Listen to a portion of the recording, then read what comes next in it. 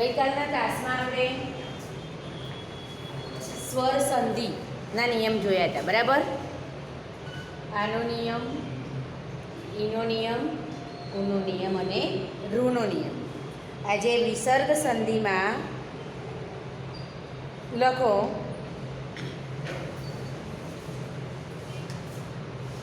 વિસર્ગ સંધિ કરીને લખો. બે શબ્દો ભેગા થાય ત્યારે બે શબ્દો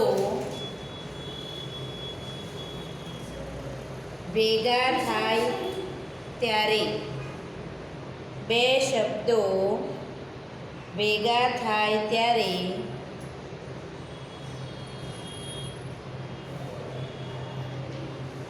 બે શબ્દો ભેગા થાય ત્યારે પહેલા શબ્દને અંતે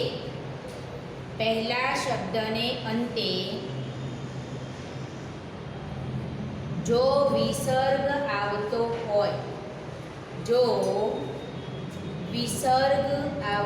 હોય તો તેમાં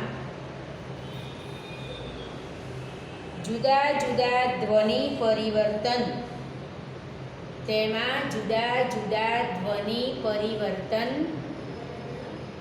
આવતા હોય છે. ધ્વનિ પરિવર્તન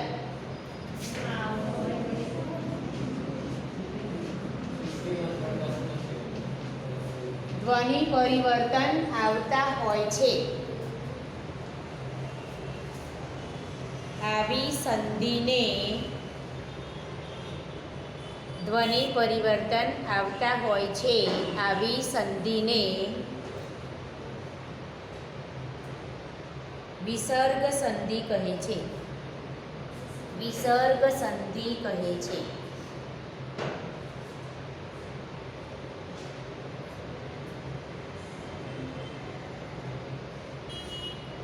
હવે એના નિયમો છે, એટલે નિયમો કરીને લખો કે ક્યારે શું પરિવર્તન આવે. એમાં લખો વિસર્ગ પહેલા અસ્વર, વિસર્ગ પહેલા અસ્વર, વિસર્ગ પહેલા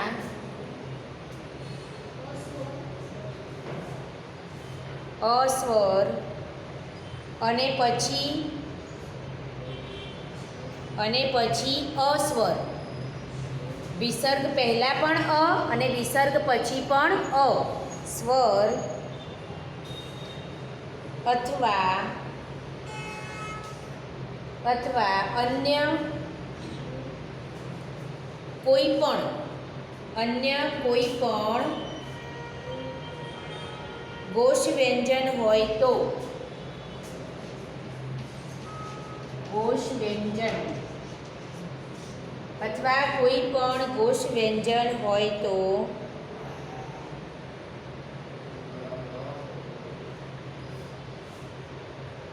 વિસર્ગનો ઓ થાય.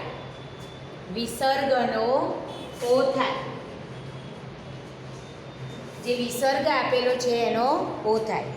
ઘોષ વ્યંજનમાં કયા કયા આવશે? ગ, જ, ડ, દ અને બ આ ઘોષ વ્યંજનો છે. અને ક, ચ, ટ, ત અને પ અઘોષ વ્યંજન છે. બરાબર? ઘોષ વ્યંજન અને અઘોષ વ્યંજન, મહાપ્રાણ અને અલ્પપ્રાણ, આ બધા જે છે એ આપણે નાના ધોરણમાં શીખી ગયા છીએ, એટલે અત્યારે હું એની ચર્ચા કરતી નથી. જો વિસર્ગવાળા શબ્દની પહેલાં અને પછી બંને જગ્યાએ આવતો હોય અથવા કોઈ ઘોષ વ્યંજન આવતો હોય તો અનો શું થઈ જાય? ઓ થઈ જાય. દાખલા તરીકે અધઃ પ્લસ ગતિ, અહીંયા વિસર્ગ છે.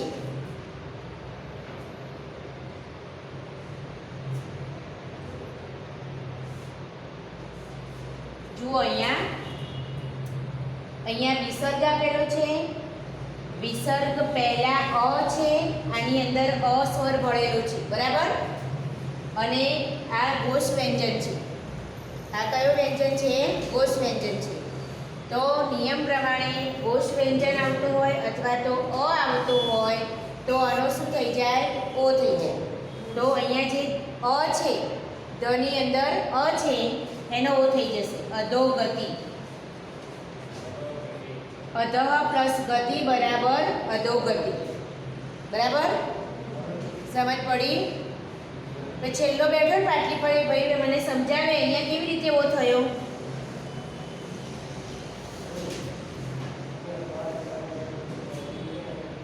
આની અંદર શું છે?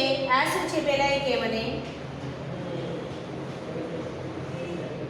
હા, વિસર્ગ છે. પછી વિસર્ગ પહેલા શું છે?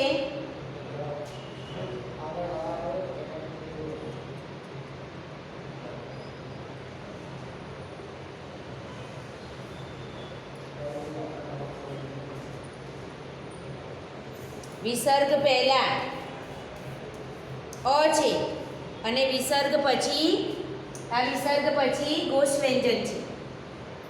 વિસર્ગ પહેલા અ હોય, વિસર્ગ પછી અ હોય અથવા વિસર્ગ પછી ઘોષ વ્યંજન હોય તો અનો શું થઈ જાય?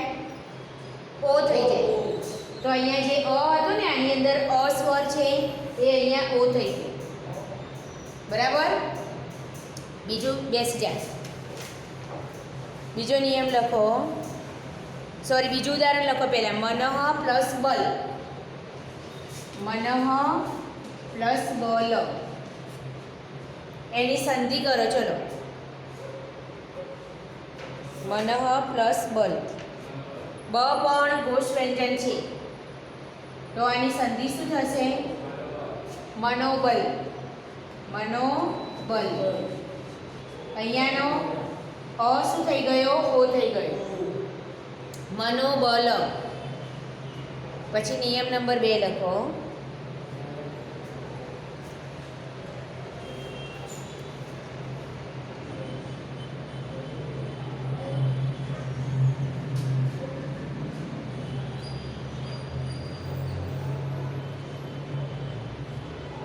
વિસર્ગ પહેલા,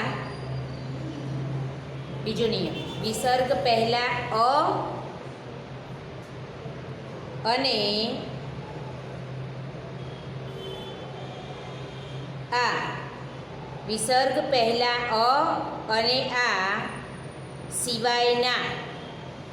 વિસર્ગ પહેલા અ અને આ સિવાયના અન્ય કોઈ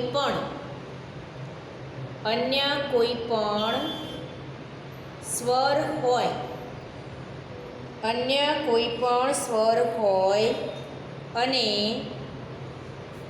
વિસર્ગ પછી અન્ય કોઈ પણ સ્વર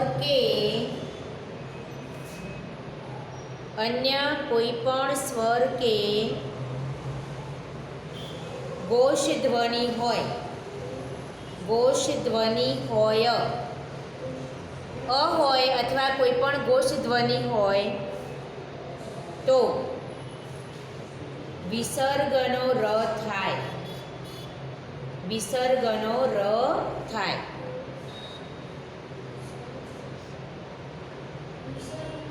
ર થાય. ઉદાહરણ સમજીએ આપણે અહીંયા. નિહિ પ્લસ આહાર.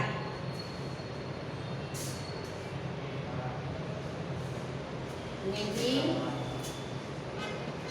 પ્લસ આહાર. અહીંયા કયો સ્વર છે? હા, ન તો વ્યંજન છે. સ્વર કયો છે નમાં? ઈ. નિયમ આપણે શું કહે છે કે અ સિવાયનો કોઈ પણ સ્વર હોય તો આ અ સિવાયનો થયો. અ સિવાયનો આ સ્વર થયો. બરાબર? કયો? ઈ. અ સિવાયનો કોઈ પણ સ્વર વિસર્ગ પહેલા હોય અને વિસર્ગ પછી કોઈ પણ સ્વર હોય. અ હોય, આ હોય, ઈ હોય કે ઉ હોય અથવા કોઈ ઘોષ ધ્વનિ હોય તો આનું શું, આ વિસર્ગનો શું થઈ જશે? ર થઈ જશે. વિસર્ગનો શું થશે? ર. તો હવે અહીંયા આપણને આ આપેલો છે, અહીંયા ઈ છે, વિસર્ગ પહેલા ઈ છે, વિસર્ગ પછી આ છે, તો વિસર્ગનો ર થઈ જશે અને આ છે એ ર ની અંદર ભળી જશે, એટલે આ ર થઈ ગયો આનો અને આ આની અંદર ભળી જાય એટલે રા થઈ જાય, બરાબર. નિરાહાર સંધિ શું થશે આપણી? નિરાહાર. લખી દો, નિર પ્લસ આહાર બરાબર નિરાહાર.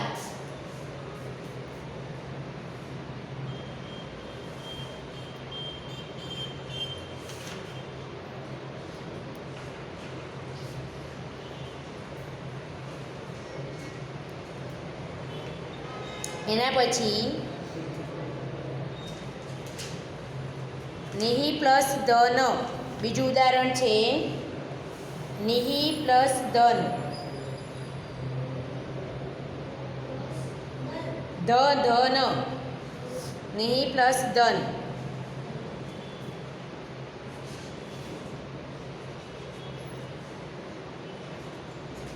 અહીંયા શું છે? ઈ. આ ધ શું છે? ઘોષ વ્યંજન. ધ શું છે? ઘોષ વ્યંજન. અહીંયા છે ઈ અને અહીંયા છે ઘોષ વ્યંજન. નિયમ પ્રમાણે વિસર્ગ પહેલા અ સિવાયનો ઈ છે અહીંયા, નિયમ પ્રમાણે વિસર્ગ પછી અહીંયા ઘોષ વ્યંજન છે, તો ર થઈ જશે, બરાબર. અહીંયા આપણે શબ્દ બનશે નિર્ધન, નિર્ધન. હવે આ જે ર અહીંયા આવતો તો બીજા નંબરે, એ ક્યાં થયો? ઉપર જતો. કેમ? કારણ કે અહીંયા કોઈ સ્વર નથી. જો સ્વર હોય તો એ રની અંદર ભળી જાય, પણ અહીંયા કોઈ સ્વર આપેલો નથી, એટલે એ ર કેવો કહેવાય? વ્યંજન જ કહેવાય, પૂરો અક્ષર બનતો નથી, એટલે એને આપણે રેફ તરીકે એ શબ્દની પાછળ મૂકીએ છીએ. અહીંયા શું થતું હતું? એના પાછળ આ આવ્યું, એટલે અહીંયા આપણે એને પૂરો અક્ષર કરીને લખી શકતા હતા, પણ અહીંયા એ વ્યંજન જ છે હેરોઈન, એટલે વ્યંજન હોવાથી એમાં કોઈ રની અંદર કોઈ સ્વર ભળે નહીં, તો એ અક્ષર કેવો ગણાય? અધૂરો ગણાય ને, મતલબ વ્યંજન જ ગણાય, એને પૂરો અક્ષર ના કહેવાય, આને વ્યંજન કહેવાય. અને એની અંદર અ ભળે ત્યારે આપણે એને ક એવો અક્ષર કહી શકીએ. ખ્યાલ આવે છે હું બોલું એમાં? આ શું છે? વ્યંજન. એની અંદર કોઈ પણ સ્વર ભળે ત્યારે એ પૂરો અક્ષર બને. અહીંયા આ રની અંદર કોઈ સ્વર ભળતો નથી, માટે આપણે અહીંયા રેપ તરીકે એને મૂક્યું પાછળના શબ્દ પર, બરાબર. હવે 3 નંબર, વિસર્ગ પહેલા આટલું લખી દો પહેલા, નિર્ધન બરાબર નિર્ધન. પછી 3 નંબર, વિસર્ગ પહેલા ઈ,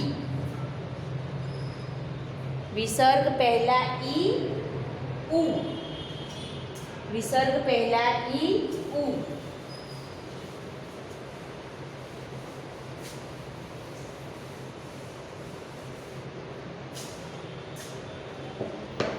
અને વિસર્ગ પછી ક, પ, ટ, ફ.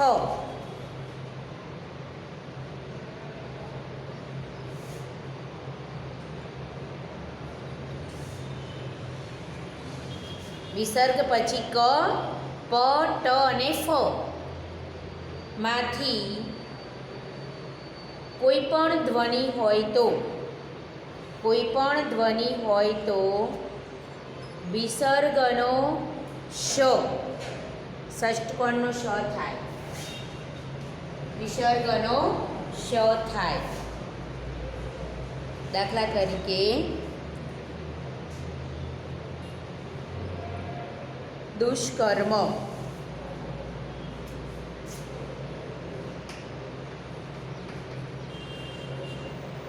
નિયમ પ્રમાણે ઈ હોય કે ઉ હોય, વિસર્ગ પહેલા ઈ હોય કે ઉ હોય. અહીંયા શું છે?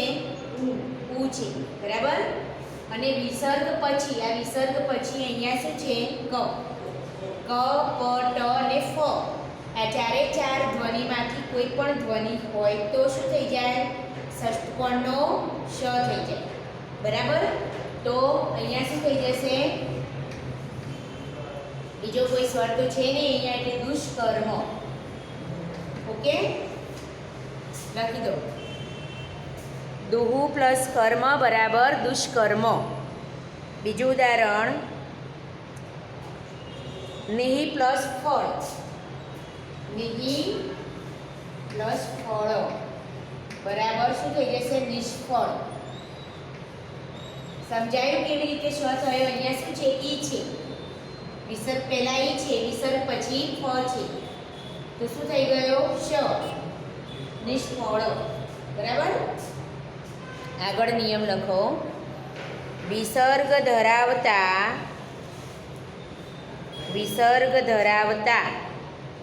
નિહિ પ્રત્યય પછી, વિસર્ગ ધરાવતા નિહિ પ્રત્યય પછી ર ધ્વનિ આવે તો, ર ધ્વનિ આવે તો, નિહિ પછી ર ધ્વનિ આવે તો ની દીર્ઘ થાય છે. ની દીર્ઘ થાય છે અને વિસર્ગનો લોપ થાય છે. ની દીર્ઘ થાય છે અને વિસર્ગનો લોપ થાય છે. દાખલા તરીકે નિરોગી શબ્દ છે અહીંયા. નિયમ પ્રમાણે પછી લખો. અહીંયા શું છે જુઓ પહેલા. અહીંયા ની ધ્વનિ છે, મતલબ ની આપેલું છે, નિહિ. બરાબર. એના પછી ર આવે, એના પછી ન આવે, તો આ જે ની છે હસ્વ એ શું થઈ જશે? દીર્ઘ થઈ જશે અને શબ્દ બની જશે નિરોગી. બરાબર. અહીંયા ર આવ્યો, નિહિ પછી ર આવ્યો, એટલે આ જે હસ્વ હતું એ દીર્ઘ થઈ ગયું. બરાબર. લખો. નિહિ પ્લસ રોગ તો નિરોગી. બીજું ઉદાહરણ, નિહિ પ્લસ રસ, તો એમાં પણ નીરસ, નીરસમાં દીર્ઘઈ.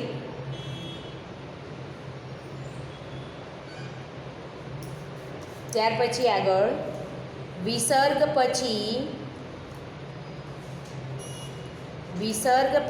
ચ, છ કે શ, શરણાઈનો શ. વિસર્ગ પછી ચ, છ કે શ આવે તો વિસર્ગ યથાવત રહે. વિસર્ગ યથાવત રહે મતલબ વિસર્ગ એમના એમ જ રહે, કોઈ ફેરફાર થાય નહીં. કયા કયા અક્ષર આવે તો?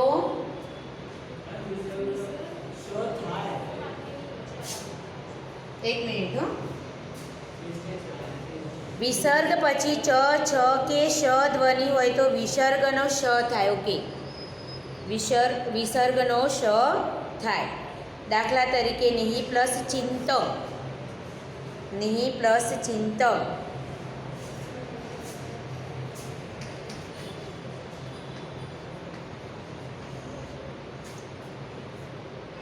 તો આની અંદર શ થઈ જાય તો નિશ્ચિંત. આ શ જે છે એની અંદર શરણાઈનો શ આવે છે. આની અંદર શું છે? શરણાઈનો શ. એટલે આપણે નિશ્ચિંત જ્યારે લખીએ છીએ ત્યારે ની શરણાઈનો શ અને આ ચ અહીંયા લખીએ નિશ્ચિંત. બરાબર. ખ્યાલ આવ્યો? આ શની આ જે જોડાક્ષર છે એમાં શરણાઈનો સ છે, તો એ આપણે અહીંયા લખ્યો ને એની નીચે ચ, નિશ્ચિંત.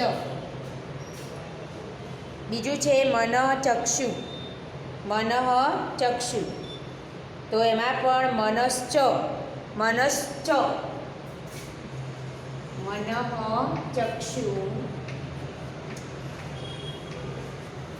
મનશ્ચક્ષુ.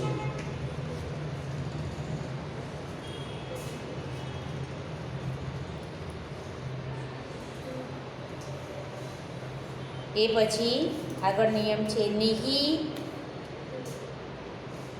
દુહુ પૂર્વ પ્રત્યય પછી, નિહિ દુહુ પૂર્વ પ્રત્યય પછી શ અને સ આવે તો, શરણાઈનો શ અને સસલાનો સ. શ અને સ આવે તો વિસર્ગ યથાવત રહે. વિસર્ગ યથાવત રહે.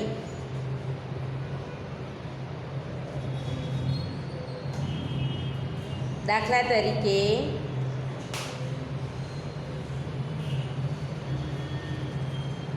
નિહિ શબ્દ. આવી સંધિ આપી આપણને. અહીંયા ની પછી શું આપ્યો? શ. તો સંધિ છૂટી પાડો તો પણ ની પ્લસ શબ્દ જ રહેશે. આ યથાવત રહેશે, નીકળી જશે નહીં. બરાબર. અને બીજી છે નિહિ દુ. દુ સાધ્ય. દુ સાધ્ય. તો અહીંયા પણ દુ પછી સા આવે છે. તો એમાં પણ વિસર્ગ યથાવત રહેશે, એમાં કોઈ બદલાવ આવશે નહીં. એક આ શ આવે તો અને આ શ આવે તો. ક્યારે? ની પછી અને દુ પછી. આ બંને પ્રત્યયો છે, પૂર્વ પ્રત્યયો છે. શબ્દની પહેલાં લાગેલા પ્રત્યયને શું કહેવાય? પૂર્વ પ્રત્યય. અહીંયા પણ ની પૂર્વ પ્રત્યય છે, અહીંયા પણ દુ પૂર્વ પ્રત્યય છે. એટલે ની અને દુ બંને પૂર્વ પ્રત્યયો હોય તો, અને એના પછી વિસર્ગ આવતો હોય અને વિસર્ગ પછી શ અને સ આવતો હોય તો વિસર્ગમાં કોઈ ફેરફાર થતો નથી, વિસર્ગ યથાવત રહેશે. બંને ઉદાહરણો લખી દો. નિશબ્દ, દુસાધ્ય.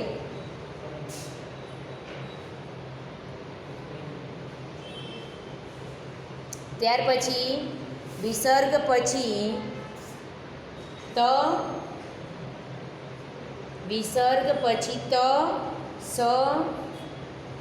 હોય તો વિસર્ગનો સ થાય. ત અને સ હોય તો વિસર્ગનો સ થાય. વિસર્ગનો સ થાય.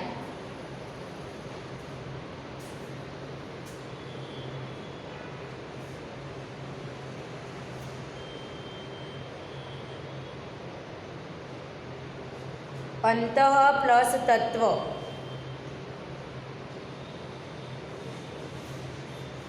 અંતઃ પ્લસ તત્વ.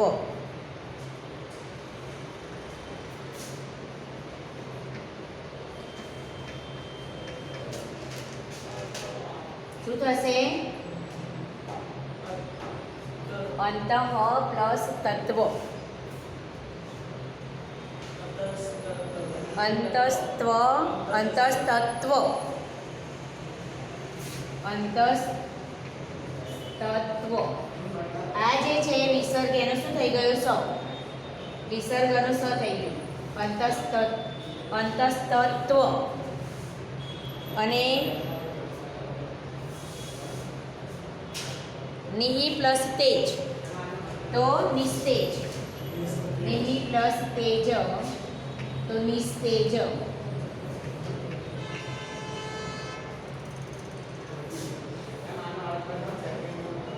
શેનો બધા? વિસર્ગ પછી સ ત હોય તો વિસર્ગનો સ થાય, એની વાત કરે છે. આ લખાયું બેટા નમ. હા હા. અંત પ્લસ તત્વ તો અંતસ્તત્વ. આ જે વિસર્ગ છે એનો અહીંયા સ થઈ ગયો. ખબર પડી? અહીંયા અંતઃ પ્લસ તત્વ. આ જે વિસર્ગ છે એનો અહીંયા અડધો સ થઈ ગયો. એટલે અંત પછી આનો સ અને આ પાછળનો શબ્દ એમને એમ મૂક્યો આપણે અંતસ્તત્વ. બરાબર. એના પછી નિસ્તેજ છે તો એની અંદર આ જે વિસર્ગ છે એનો સ થઈ ગયો. વિસર્ગનો સ થઈ ગયો એટલે એમનો એક શબ્દ બની ગયો નિસ્તેજ. આ પ્રમાણે આપણે વિસર્ગ સંધિના જે નિયમો છે એ નિયમો તમારે શું કરવાના? તૈયાર કરશો તો તમને સંધિ છૂટી પાડતા અને જોડતા આવડે. એ પહેલાં આપણે સ્વર સંધિના પણ નિયમો જોયા હતા, એનો પણ તમારે મહાવરો કરવાનો છે. બરાબર.